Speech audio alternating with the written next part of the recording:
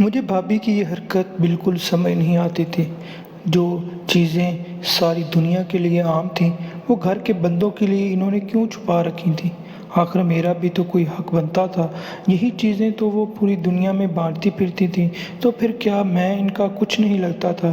میرا حق تو سب سے پہلا بنتا تھا۔ میں بھائی سے بھی یہ بات نہیں کر سکتا تھا۔ بھائی نے تو مجھے یہ بات سن کر ہی مارنا شروع کر دینا تھا، لیکن بھابھی سے بات کر سکتا تھا۔ شاید وہ مجھے بچہ سمجھتی تھی اور اس قابل ہی نہیں سمجھتی تھی۔ ان کو پتہ ہی نہیں تھا کہ میں کوئی بچہ نہیں ہوں بلکہ بڑا ہو گیا ہوں، کیونکہ جب ان کی شادی ہوئی تھی تو اس وقت میں صرف 14 سال کا تھا، لیکن اب تو ان کی شادی کو بھی 4-5 سال ہو گئے تھے۔ یہ تو وہی بات تھی، یہ ساری ادائیں دوسروں کے لیے اور اپنوں کے لیے صرف غصہ۔ لیکن اب میں نے سوچ لیا تھا کہ میں جو حاصل کرنا چاہتا ہوں وہ زبردستی حاصل کر لوں گا، کیونکہ جب وہ نہیں دینا چاہتی تو اب مجھے پر واجب ہو گیا تھا کہ میں وہ چیزیں خود ہی چھین لوں۔ اس لیے ایک رات بھابھی سو رہی تھی تو میں چپکے سے اس کے کمرے میں گیا اور وہ چیز... میرا نام حاشر ہے۔ میں 18 سال کا تھا اور میرا ایک بھائی تھا جو ہمارے گھر کو چلانے میں ناکام رہا تھا۔ وہ پڑھا لکھا نہیں تھا، سارا دن گھر میں فارغ رہتا تھا۔ ہماری تنگی بڑھنے لگی تھی اور ہمیں گھر کی کافی ساری چیزیں بیچنی پڑ رہی تھیں۔ ایسی چیزیں بھی ہم نے بیچ ڈالی جو ہمارے ماں باپ نے بڑے پیار سے بنائی تھیں۔ بھابھی کے جہیز کا سامان بھی بکنے لگا۔ ان کی شادی کو 4 سال ہونے والے تھے۔ ان کی کوئی اولاد نہیں تھی۔ وہ بہت زیادہ خوبصورت تھی، لیکن آج کل بہت پریشان رہتی تھی۔ مجھے وہ بہت اچھی لگتی تھی۔ میں ان کی پریشانی نہیں دیکھ سکتا تھا کہ انہوں نے ایک دن اپنے شوہر سے کسی موضوع پر بات کی اور مجھے ان کے کمرے سے لڑائی جھگڑے کی آواز آئی تو میں جا کر دروازے سے کان لگائے کھڑا ہو گیا اور ان کی باتیں سننے لگا۔ اچھا، اب یہ دن آ گئے ہیں کہ تم یہ سب کچھ کرو گی؟ تمہیں کیا لگتا ہے کہ تم خوبصورت ہو تو میں تمہاری ہر بات مان لوں گا اور پھر دنیا والے کیا کہیں گے؟ دنیا والے ہمارے گھر میں راشن دے کر نہیں جاتے۔ دنیا والوں کو نہیں پتہ کہ ہم بھوک سے مر رہے ہیں۔ دنیا والوں کو یہ بھی نہیں پتہ کہ ہمارے گھر میں اب بیچنے کے لیے کچھ بھی نہیں ہے۔ اگر میں میدان میں نہیں آئی تو اس گھر میں سونے کے لیے بستر بھی نہیں بچے گا۔ آپ کو یہ بات سمجھ نہیں آتی؟ اگر میرے اندر ایک ہنر ہے تو میں اس کا استعمال کیوں نہیں کر سکتی؟ کیونکہ میں چاہتا ہوں کہ تم اپنے سارے ہنر اور صلاحیت صرف میرے لیے استعمال کرو، دوسروں کے لیے نہیں۔ میں تمہیں بیاہ کر لایا ہوں، تم پر صرف میرا حق ہے، تم کو ذلیل ہوتے ہوئے نہیں دیکھ سکتا۔ سمینہ بھابھی کا کہنا تھا کہ اسی طرح میری بھی آپ کے ساتھ شادی ہوئی ہے اور آپ کے اوپر بھی صرف میرا حق ہے اور میں بھی آپ کو ذلیل ہوتے نہیں دیکھ سکتی۔ آپ کی عمر زیادہ نہیں ہے، لیکن ٹینشن لے کر آپ بوڑھے لگنے لگے ہیں۔ مجھے آپ کو دیکھ کر افسوس ہوتا ہے۔ میں نے زندگی پر آپ سے کچھ نہیں مانگا، پھر بھی آپ کی حالت ایسی ہو گئی۔ لوگ تو یہی کہیں گے نا کہ اس عورت سے شادی کرنے کے بعد ہی عظیم کی ساری خوبصورتی اور صحت برباد ہو گئی ہے، جبکہ آپ خود بتائیں اس میں میرا کتنا عمل دخل ہے؟ میں نے تو آپ کے ساتھ کبھی کسی بھی چیز کے لیے ضد نہیں کی۔ میں نے تو آپ سے وہ بھی نہیں مانگا جو میرا بنیادی حق ہے۔ میرے بھائی کی آواز نہیں آ رہی تھی۔ شاید وہ سمینہ بھابھی کی بات ماننے کو تیار تھا۔ اس نے کہا کہ ٹھیک ہے، تم یہ کام شروع کر لو، لیکن اگر اس میں فائدہ نہ ہوا تو پھر ہم یہ کام نہیں کریں گے۔ سمینہ بھابھی کا کہنا تھا کہ مثلاً کتنا فائدہ؟ تو میرے بھائی نے کہا کہ اتنا فائدہ ہونا چاہیے کہ تمہارا وقت اگر جائے تو تمہیں افسوس نہ ہو۔ تم یہ نہ کہتی پھرو کہ میرا ٹائم ضائع ہو رہا ہے، محنت بھی اتنی زیادہ کر رہی ہو اور کچھ بن بھی نہیں رہا۔ پر سمینہ بھابھی کا کہنا تھا کہ مجھے پورا یقین ہے، مجھے اپنے اوپر اتنا بھروسہ ہے کہ 1 مہینے میں ہم اتنے سارے پیسے کمانے لگیں گے کہ ہمارے گھر کی ساری چیزیں پوری ہو جائیں گی۔ عظیم بھائی نے کہا کہ ٹھیک ہے، میں تمہیں یہ موقع دیتا ہوں۔ بھائی عظیم کی باتیں کچھ سمجھ نہیں آئیں، لیکن اتنا سمجھ گیا کہ بھابھی کوئی ایسا کام کرنا چاہتی ہیں جو بھائی ان سے نہیں کروانا چاہتے تھے۔ لیکن بھابھی کو خود پر بہت بھروسہ تھا۔ میں تو اس بات پر خوش تھا کہ اگر اس گھر میں پیسے آئیں گے تو ظاہر ہے اچھی چیزیں بھی آئیں گی، مجھے بھی جیب خرچ دیا جائے گا، کیونکہ میں تو کام کرتا نہیں تھا اور میرا جیب خرچ بند کر دیا گیا تھا۔ اس گھر میں تو ڈھنگ کا کھانا بھی نہیں بنتا تھا۔ شادی کے شروع میں سمینہ بھابی بہت اچھے اچھے کھانے بناتی تھی، لیکن دال کو اگر کوئی اچھے طریقے سے بھی بنائے تو وہ دال ہی رہتی ہے۔ پھر بھی میں سمجھ نہیں پایا تھا کہ بھابی کیا کریں گی۔ جہاں تک مجھے پتا تھا وہ بھی پڑھی لکھی نہیں تھی، شاید ان کو اردو پڑھنا اور لکھنا تو آتا تھا، سمینہ بھابی کو تو اتنا بھی نہیں آتا تھا کہ وہ ایسا کون سا کام کرنا چاہتی تھی جس میں وہ ماہر ہوں۔ عورتیں گھر میں کیا کر سکتی ہیں؟ زیادہ سے زیادہ بچوں کو پڑھا سکتی ہیں یا پھر کپڑے سی سکتی ہیں۔ بھابی کو تو کپڑے بھی سینا نہیں آتے تھے اور ان کے پاس تو مشین بھی نہیں تھی۔ سمینہ بھابی کے کانوں میں سونے کی بالیاں تھیں جو ان کے پاس آخری تھیں۔ اگلے دن وہ بھی ان کے کانوں سے غائب تھیں۔ دراصل میں ان کو کافی غور سے دیکھا کرتا تھا، اس لیے میں نے فوراً پہچان لیا۔ میں نے کہا کہ وہ کہاں ہیں؟ انہوں نے کہا اس کو بیچ کے تو میں نے کچھ سامان لیا ہے، میں اس سے کاروبار کرنا چاہتی ہوں۔ سمینہ بھابی نے بھلے بیچنے کا کام شروع کیا تھا، اپنے ہی گھر کے آگے وہ ریڑھی لگانے والی تھی، لیکن اس طرح سے لگانے والی تھی کہ وہ گھر کے اندر کھڑی ہوتی اور اندر کھڑے ہو کر ہی کام کرتی، یعنی کہ کھڑکی کے آگے۔ میں حیران تھا کہ بھابی کو اس کام کی اجازت کیسے مل گئی، لیکن جب انسان بھوک سے مر رہا ہو تو غیرت سے تو اس کا پیٹ نہیں بھرتا۔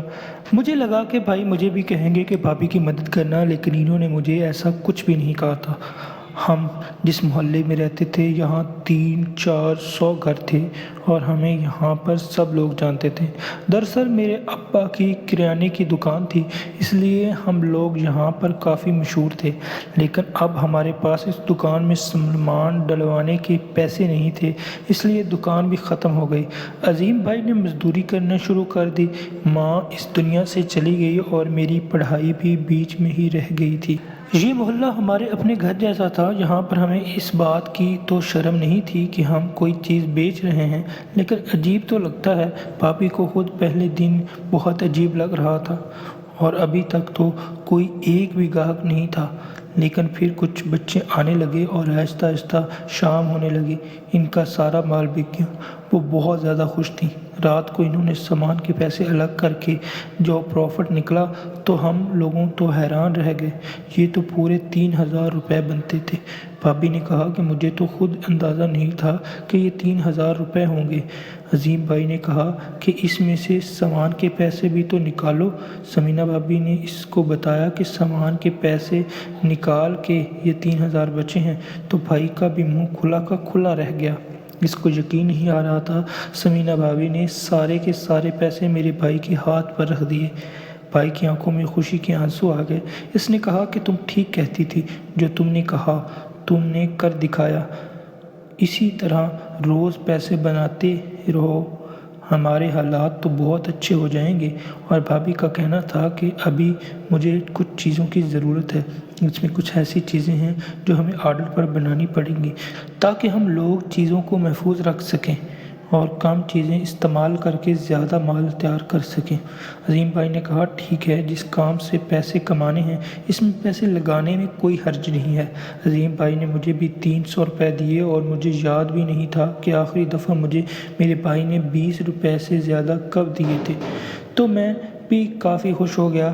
اگلی دن گلی سے گزرنے لگا جب دیکھا سارا محلہ سمینہ بھابی کے بھلوں کی تعریف کر رہا تھا، یہاں تک کہ میرے دوست نے کہا کہ تیری بھابی تو بہت اچھے بھلے بناتی ہے، تیرے گھر میں کتنے مزیدار بھلے بنتے ہیں، ہمیں تو ایک پیالہ کھانے کے پیسے ملتے ہیں، وہ بھی مشکل سے تو 10 پیالے بھی کھا سکتا ہے۔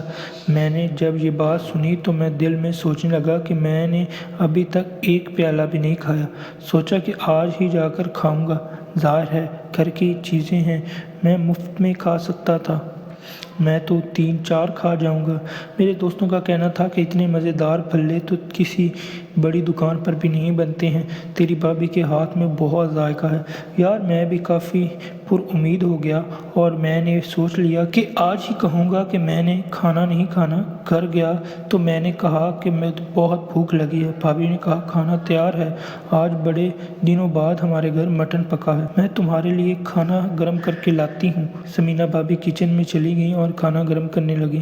میں نے کہا نہیں، مجھے کھانا نہیں کھانا، مجھے بھلے کھانے ہیں۔ جب میں نے یہ بات کی تو ان کے ہاتھوں سے چمچ گر گیا۔ انہوں نے کہا کہ نہیں، تم کھانا کھا لو، تمہارے لیے میں نے مٹن بنایا، تمہیں تو یاد بھی نہیں تم نے آخری دفعہ مٹن کب کھایا تھا۔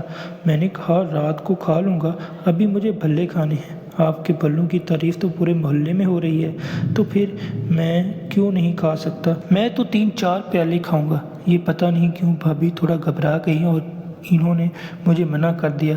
جب انہوں نے دوسری دفعہ منع کیا تو مجھے غصہ آ گیا۔ میں نے کہا کہ آپ کیوں مجھے منع کر رہی ہیں؟ انہوں نے کہا کہ دیکھو، یہ جتنے کہ تم نے بھلے کھانے ہیں اتنے میں ہمیں پروفٹ مل جائے گا اور ہم کوئی اچھی چیز کھا لیں گے۔ میں ان کی بات پر حیران تھا کہ آخر یہ کس قسم کی بات ہے۔ تیسری دفعہ میں نے کہا کہ میں کہوں گا تو اسے لگے گا کہ بھیک مانگ رہا ہے، اور میں نے کبھی کسی سے بھیک مانگ کر نہیں کھایا تھا۔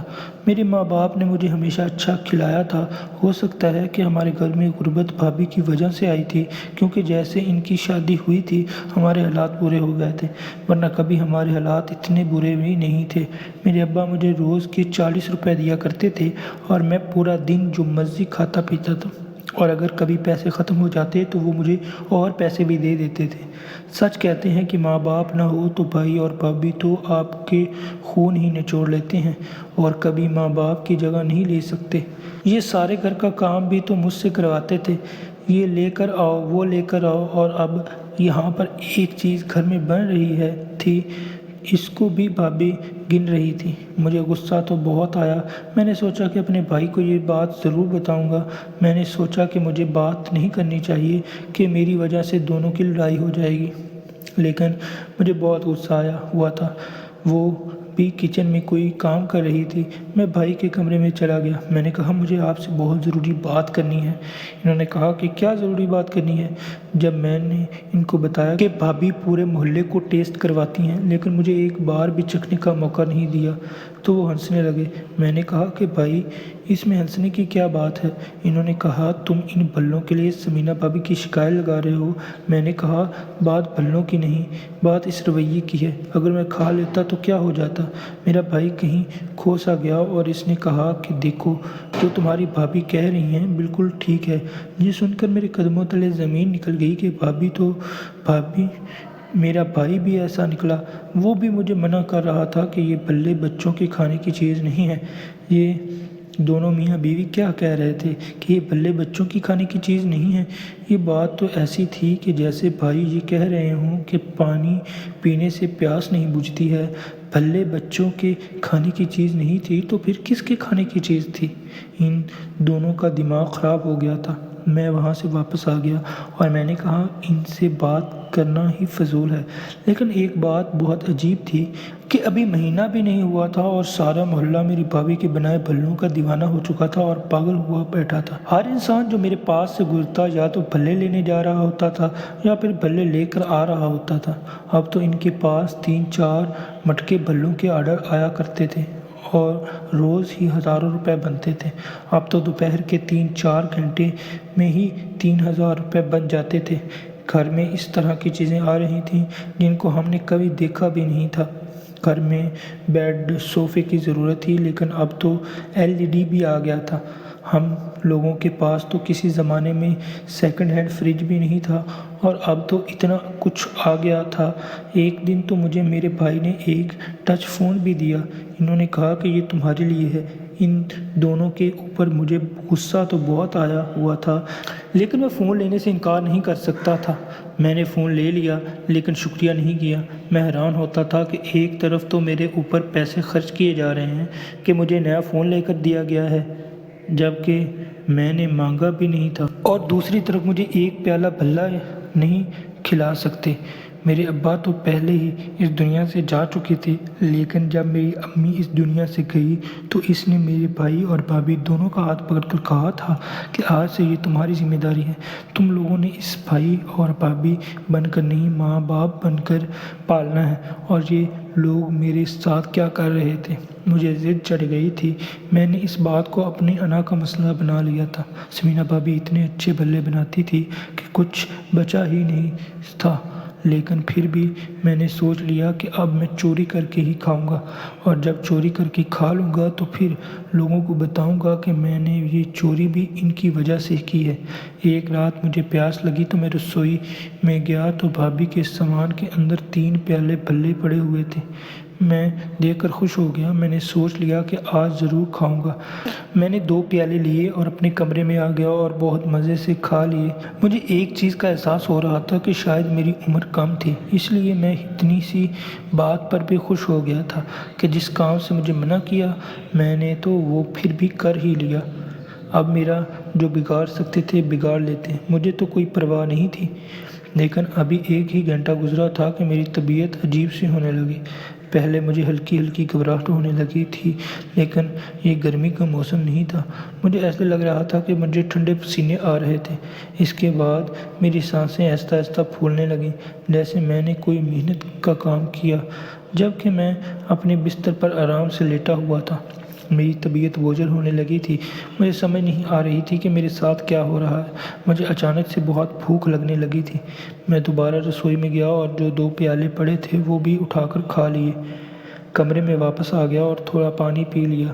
مجھے لگا کہ اب میری طبیعت ٹھیک ہو جائے گی، لیکن میری طبیعت مزید خراب ہونے لگی۔ اچانک سے ہی مجھے ایسا لگا جیسے میرے اندر بہت زیادہ طاقت آ گئی ہے، اور میرا دل کر رہا تھا کہ میں ادھر سے بھاگ جاؤں، بھاگتا ہی جاؤں اور پھر اندر جو پریشانی بسی ہوئی ہے وہ نکل جائے۔ مجھے پتہ نہیں تھا کہ میرے ساتھ یہ سب کچھ کیوں ہو رہا تھا۔ کیا یہ بھلے کھانے کی وجہ سے ہو رہا تھا؟ اگر یہ بھلوں کی وجہ سے ہو رہا تھا تو پھر کیا باقی لوگوں کے ساتھ بھی ایسا ہی ہوتا تھا؟ تو پھر لوگوں ان کے پیچھے پاگل کیوں تھے؟ یا پھر مجھے کوئی اور مسئلہ بن گیا تھا؟ بھائی اور بھابھی کے کمرے کی طرف بھاگا۔ کمرے کا دروازہ لاک نہیں تھا۔ یاد آیا کہ بھائی بتا رہا تھا کہ اسے دوسرے شہر جانا ہے اور میں رات کو وہاں پر ہوں گا۔ اس کا مطلب کہ میری بھابھی گھر میں اکیلی تھی۔ مجھے اس طرح سے ان کے کمرے میں نہیں جانا چاہیے تھا۔ میں کبھی بھی ایسے ان کے کمرے میں نہیں گیا تھا۔ یہ بات مجھے میرے بھائی نے سمجھائی تھی۔ اگر بھائی اندر ہوتا تو مجھے کوئی مسئلہ نہ ہوتا، میں یوں نہیں اندر چلا جاتا۔ واپس اپنے کمرے میں آ گیا، لیکن اب میری طبیعت زیادہ خراب ہونے لگی تھی۔ میں نے اپنے بھائی کو فون کیا۔ مجھے پتا تھا کہ وہ دوسرے شہر میں ہیں، آ نہیں پائیں گے، لیکن کم سے کم میں اسے بتا تو دیتا کہ میرے ساتھ کیا ہو رہا ہے۔ میری آنکھوں کے آگے اندھیرا آنے لگا۔ میرا دل کر رہا تھا کہ میں نے دیوار پہ مکے مارنا شروع کر دوں۔ مجھے بہت زیادہ طاقت محسوس ہو رہی تھی۔ اب تو میرا دماغ گھوم گیا۔ مجھے لگا کہ اگر میں یوں نہیں بیٹھا رہا تو میں مر جاؤں گا، اور کل کو لوگ یہی کہیں گے کہ اگر طبیعت خراب تھی تو بھابھی کو جگا دیتے، کم سے کم مجھے نرس کے پاس لے جاتی۔ میں ان کے کمرے میں گیا، وہ سو رہی تھی۔ میں نے جا کر ان کے کندھے پر ہاتھ رکھا اور ہلکا سا ہلایا۔ میں نے کہا بھابھی، تو وہ گھبرا کر جاگ گئی۔ انہوں نے کہا خیریت تو ہے؟ تم یہاں پر کیا کر رہے ہو؟ میں نے کہا کہ میری طبیعت خراب ہو رہی ہے۔ انہوں نے میری حالت دیکھی۔ انہوں نے کہا کہ تم نے بھلے تو نہیں کھائے؟ میں یہ سن کر حیران رہ گیا۔ میں نے کہا آپ کو کیسے پتہ چلا؟ مجھے فوراً نرس کے پاس لے گئی اور نرس نے میرا چیک اپ کیا۔ مجھے رات کو وہاں پر ہی رکھا گیا۔ صبح میرا بھائی بھی وہاں پر آ گیا۔ پھر بھائی اور بھابھی مجھے واپس لے کر آ گئے۔ میری حالت بہت سنبھل چکی تھی۔ میں ساری رات سوتا رہا تھا، صبح بھی تھوڑی دیر سو گیا تھا۔ میں نے ان دونوں سے پوچھا کہ کیا ان بھلوں میں ایسی کون سی بات ہے؟ مجھے کچھ سمجھ نہیں آیا۔ تو بھائی نے کہا کہ یہ جو بڑے بڑے ہوٹل سے چیزیں ملتی ہیں اور ان کے لیے لائن لگتی ہے، لیکن کبھی جا کر ان کو کھاؤ تو ان کا ذائقہ بالکل ہی مناسب ہوتا ہے، یا پھر بالکل بھی اچھا نہیں ہوتا، لیکن ان کی دکانداری چلتی ہے اور لوگ کہتے ہیں کہ پتہ نہیں ان کی چیزوں میں ایسا کیا ہے کہ لوگ پاگل ہیں اور لائن بنا کر کھڑے ہوتے ہیں۔ دراصل وہ اپنی چیزوں میں ایک خاص قسم کی نشے کا استعمال کرتے ہیں جو لوگوں کے منہ کو لگ جاتا ہے، اور وہ بار بار وہی چیز کھانا پسند کرتے ہیں۔ ہم بھی اپنے بھلوں میں ایسی چیز کا استعمال کر رہے تھے۔ یہی چیز لینے کے لیے میں دوسرے شہر گیا ہوا تھا، اور تمہیں اسی لیے کھانے سے منع کر رہے تھے کہ کہیں تم اس کے عادی نہ ہو جاؤ۔ تم تو ہمارے اپنے ہو، وہ ہم تمہارے ساتھ ایسا نہیں کر سکتے، اسی لیے تمہیں منع کر رہے تھے۔ ورنہ خود سوچو، اگر ہم تمہیں 40,000 کا فون لے کر دے سکتے ہیں تو کیا 60 روپے کا پیالہ نہیں کھلا سکتے؟ پر تم نے ہمارے ساتھ ضد بنا لی اور جان بوجھ کر تم نے چوری کی ہے، اور ایک نہیں بلکہ 4 پیالے کھا لیے۔ ظاہر ہے تمہارے اوپر اثر تو ہونا ہی تھا، اور تمہارے اوپر کچھ زیادہ ہی اثر ہو گیا، کیونکہ شاید تم ان لوگوں میں سے ہو جن پر یہ چیزیں زیادہ اثر کرتی ہیں، اس لیے تمہاری حالت ایسی ہو رہی تھی۔ اور نرس نے کہا کہ سب کچھ ٹھیک ہے، پر آئندہ تم اس طرح کی حرکت نہ کرنا۔ میں نے کہا بھائی پر یہ سب کچھ غلط نہیں ہے؟ تو میرے بھائی نے کہا کہ نہیں، کچھ بھی غلط نہیں ہے، ساری دنیا کرتی ہے، ہم بھی کر رہے ہیں، اور اسی طرح ہوتا ہے، یہ دنیا کی حقیقت ہے۔ ورنہ تمہیں کیا لگتا ہے کہ اس سے اچھے بھلے اور چیزیں بازار میں نہیں ملتی؟ لوگ پاگل ہیں جو بڑی بڑی دکانوں کے بھلے چھوڑ کر ہمارے پاس کھانے آئیں گے، جبکہ بڑی دکان کے بھلوں اور ہمارے بھلوں کی قیمت میں صرف 10 روپے کا فرق ہے۔ یہ کاروباری پینترے ہوتے ہیں، تمہیں سمجھ نہیں آئیں گی۔ تم بس اپنے کام سے کام رکھنا، تمہیں جو چیز چاہیے وہ ہم لے کر دیں گے، لیکن آئندہ اس طرح کی حرکتیں نہیں کرو گے، وعدہ کرو۔ میں نے کہا ٹھیک ہے، اور ان کو ان کے حال پر چھوڑ دیا۔ آج بھی سمینا بھابھی اور بھائی کے بھلے پورے محلے میں مشہور ہیں، اور میرا بھائی اور بھابھی بیٹھ کر نوٹ کما رہے ہیں۔ کبھی کبھی ہم اپنے فائدے کے لیے دوسروں کے نقصان پر نظر نہیں دوڑاتے، بلکہ کسی بھی طرح دوسرے کو نوچ کھاتے ہیں، حالانکہ ایسا نہیں کرنا چاہیے۔ بے شک رزق حلال کمانا عین عبادت ہے۔